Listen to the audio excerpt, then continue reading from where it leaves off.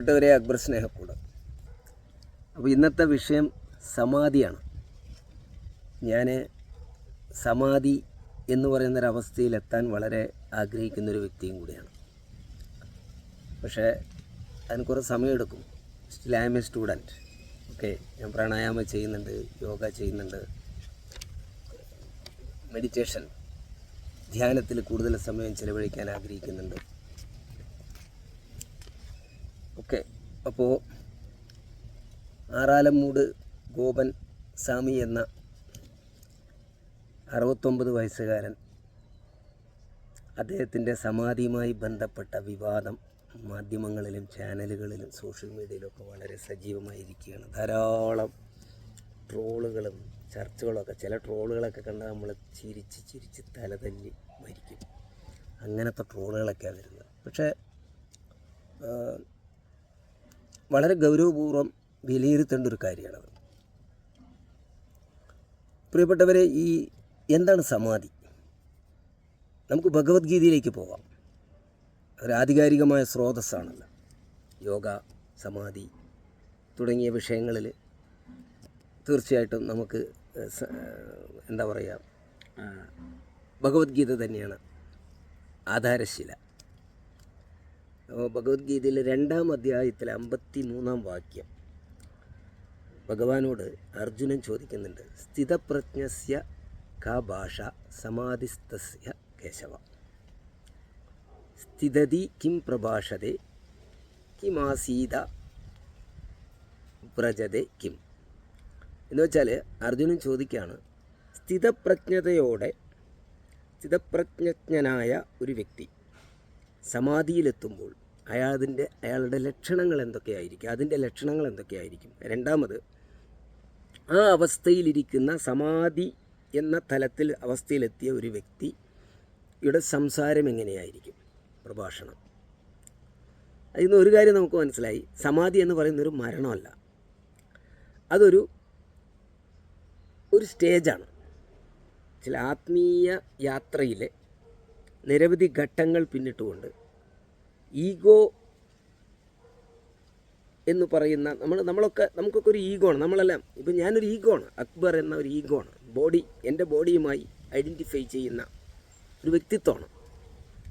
അപ്പോൾ അതിൽ നിന്ന് ഈഗോലെസ്നെസ് എന്ന് പറയുന്ന ഒരു ഹയ്യർ ഡയമെൻഷനിലേക്ക്, ഹയ്യർ റിയാലിറ്റിയിലേക്ക് ഉള്ള ഒരു ഷിഫ്റ്റിംഗ് ആണ്, ഒരു ട്രാൻസാണ് ശരിക്കും പറഞ്ഞാൽ സമാധി. അപ്പോൾ അവിടെ എത്തുമ്പോൾ ആ ഒരു അവസ്ഥയിലെത്തിയ വ്യക്തി എങ്ങനെയാണ് സംസാരിക്കുക, അദ്ദേഹത്തിൻ്റെ സംസാരം എങ്ങനെയായിരിക്കണം എന്ന് പറഞ്ഞാൽ അതും തന്നെ മനസ്സിലാക്കാതെ മരണമല്ലാന്ന്. അപ്പോൾ സമാധി എന്ന അവസ്ഥയിലത്തെ ഒരാൾക്ക് വേണമെങ്കിൽ ജീവൻ വെടിയാം, അല്ലെങ്കിൽ അയാൾക്ക് കണ്ടിന്യൂ ചെയ്യാം, ജീവിതം കുറച്ചുകൂടെ പ്രൊലോങ് ചെയ്യാം, അയാൾക്ക് ആഗ്രഹിക്കുന്ന രീതിയിൽ അയാൾക്ക് മുന്നോട്ട് പോകാം. അതെന്തോ ആവട്ടെ. അപ്പോൾ അതിന് അദ്ദേഹം നൽകുന്ന മറുപടി, പ്രജഹാദി യഥാ കാമാൻ സർവാൻ പാർത്ഥ മനോഗതാൻ ആത്മന്യേവാത്മന തുഷ്ട സ്ഥിതപ്രജ്ഞസ്ത്യ ദോച്യത. അർജുന, ആത്മാവിനാൽ സംതൃപ്തനായവൻ ആണ് സ്ഥിതപ്രജ്ഞൻ. ആ സ്ഥിതപ്രജ്ഞനായ വ്യക്തി ആണ് സമാധി എന്ന അവസ്ഥയിലെത്തുന്നത്. അപ്പോൾ ഈ ആത്മാവിനാൽ സന്തുഷ്ടനാവുക എന്ന് പറഞ്ഞാൽ ഒരു യഥാർത്ഥ യോഗി, സ്ഥിതപ്രജ്ഞനായ ഒരു വ്യക്തി, സമാധി എന്ന അവസ്ഥയിലേക്ക് എത്തപ്പെട്ട ഒരു വ്യക്തി, അദ്ദേഹത്തിന് ഈ ബാഹ്യലോകത്ത് നിന്ന്, മെറ്റീരിയൽ വേൾഡിൽ നിന്ന് ഒന്നും വേണ്ടതില്ല അദ്ദേഹത്തെ സന്തോഷിപ്പിക്കാനും സന്തുഷ്ടനാക്കാനും. Because he is already contented, fulfilled and overflowing. അദ്ദേഹം ആ വ്യക്തി നിറഞ്ഞ് കവിഞ്ഞ വ്യക്തിയാണ്, സംതൃപ്തനാണ്, വളരെ സന്തുഷ്ടനാണ്. എന്ന് വെച്ചാൽ പുള്ളിക്ക് പുതിയതായിട്ട് ഒന്നും വേണ്ടതില്ല.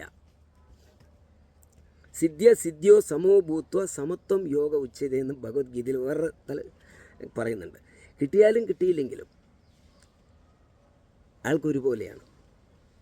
അതാണ് യോഗ എന്ന് പറയുന്നൊരവസ്ഥ, യോഗഭാവം. അപ്പോൾ ഓക്കെ, ഇവിടെ എന്താ ഉണ്ടായത്, ഇദ്ദേഹത്തിൻ്റെ കാര്യത്തിൽ എന്താ ഉണ്ടായെന്ന് പറഞ്ഞാൽ, അദ്ദേഹം സ്വന്തമായി ഉണ്ടാക്കിയൊരു ക്ഷേത്രത്തിൽ പൂജാകർമ്മങ്ങളൊക്കെ ചെയ്യുന്ന ആളാണ്. അയാൾ ധ്യാനത്തിലിരിക്കുന്ന ആളാണ്, ഒരു സ്പിരിച്വൽ പാത്തിൽ പോകുന്ന ആളാണ്. പക്ഷേ അദ്ദേഹത്തിന് കുറച്ചായിട്ട് ആരോഗ്യാവസ്ഥ ഒന്നും നല്ലതല്ല. അദ്ദേഹം മരുന്നുകൾ കഴിക്കുന്നുണ്ട്. ഇതൊക്കെ നാട്ടുകാർക്ക് അറിയുന്ന കാര്യമാണ്. പക്ഷേ ഒരു സുപ്രഭാതത്തിൽ ഇതിന് ഫൈൻ മോർണിംഗ് പരിസരത്തെ വീടുകളിൽ ചുമരുകളിലെല്ലാം ഒരു നോട്ടീസ് പ്രത്യക്ഷപ്പെടുന്നു, ഗോപൻ സ്വാമി സമാധിയായി എന്ന്. സ്വാഭാവികമായും അദ്ദേഹത്തെ അറിയുന്നവർ, അദ്ദേഹത്തിൻ്റെ വേണ്ടപ്പെട്ടവർ, അദ്ദേഹത്തിൻ്റെ സുഹൃത്തുക്കൾ, അദ്ദേഹത്തെ സ്നേഹിക്കുന്നവർ അന്വേഷിക്കുമല്ലോ. പെട്ടെന്ന് സമാധി, അപ്പോൾ എവിടെ സമാധിയായെന്ന് ചോദിച്ചപ്പോൾ മക്കൾ പറഞ്ഞു, ഇതാ കല്ലറയുണ്ട്, അതിൻ്റെ അകത്ത് ഞങ്ങൾ പരിപാടിയെല്ലാം കഴിഞ്ഞു, കുടിയിരുത്തി കഴിഞ്ഞു എന്ന് പറഞ്ഞു. ഇതൊരു ജനാധിപത്യ രാഷ്ട്രമാണ്. ഇവിടെ നിയമവാഴ്ചയുണ്ട്.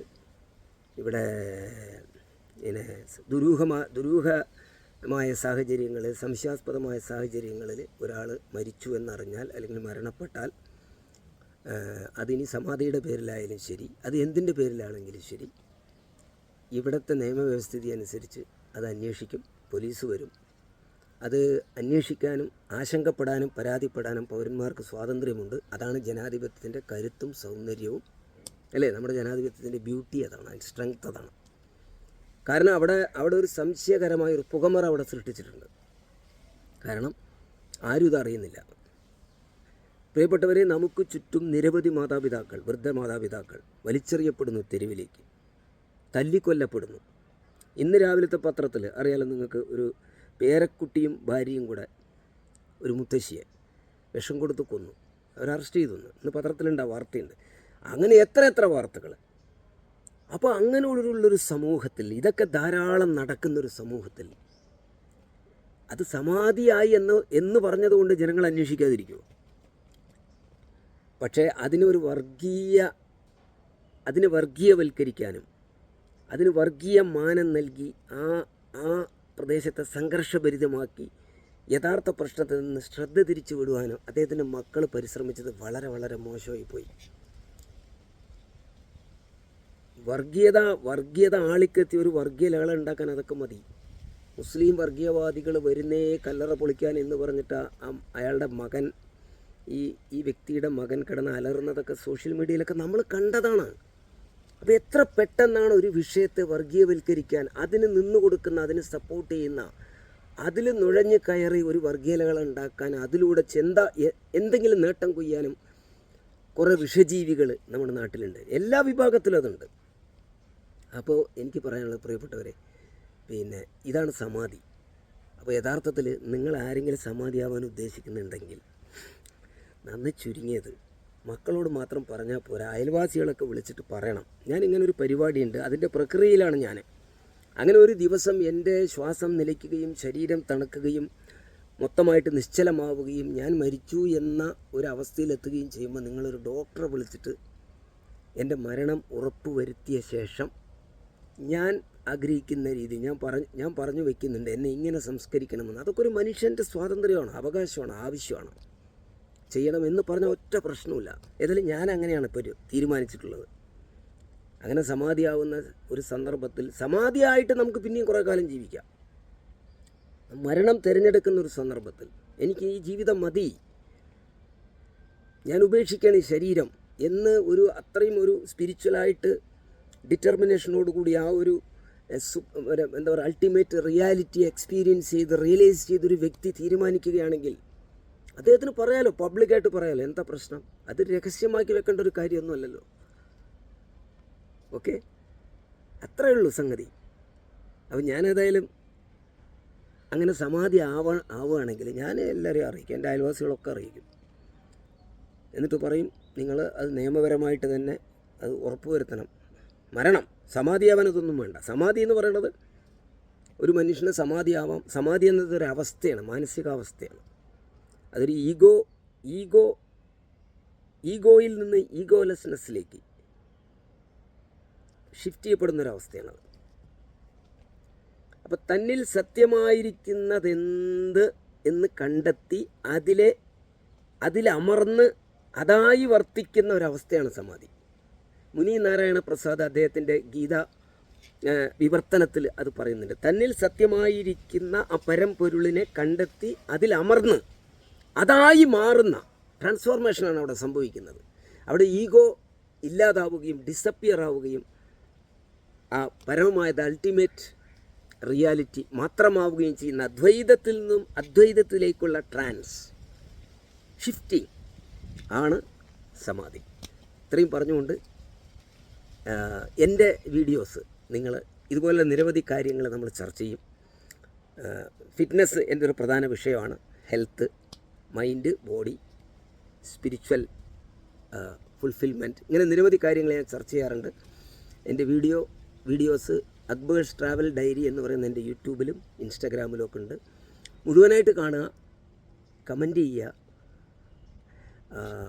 ലൈക്ക് ചെയ്യുക, സബ്സ്ക്രൈബ് ചെയ്യുക, പരമാവധി ഷെയർ ചെയ്യുക. കാരണം എൻ്റെ ഇൻറ്റൻഷൻ വളരെ നല്ലതാണ്. എനിക്ക് നല്ലതെന്ന് തോന്നുന്ന, സമൂഹത്തിന് ഗുണകരമെന്ന് തോന്നുന്ന കാര്യങ്ങൾ ഞാൻ എൻ്റെ മക്കളോട് പറയുന്നത് പോലെ ഈ സമൂഹത്തോട് പറയണമെന്ന് ഞാൻ ആഗ്രഹിക്കുന്നു, ഷെയർ ചെയ്യണമെന്ന് ഞാൻ ആഗ്രഹിക്കുന്നു. സ്നേഹത്തോട് കൂടിയിട്ട് നിങ്ങളുടെയൊക്കെ സ്വന്തം സ്നേഹം.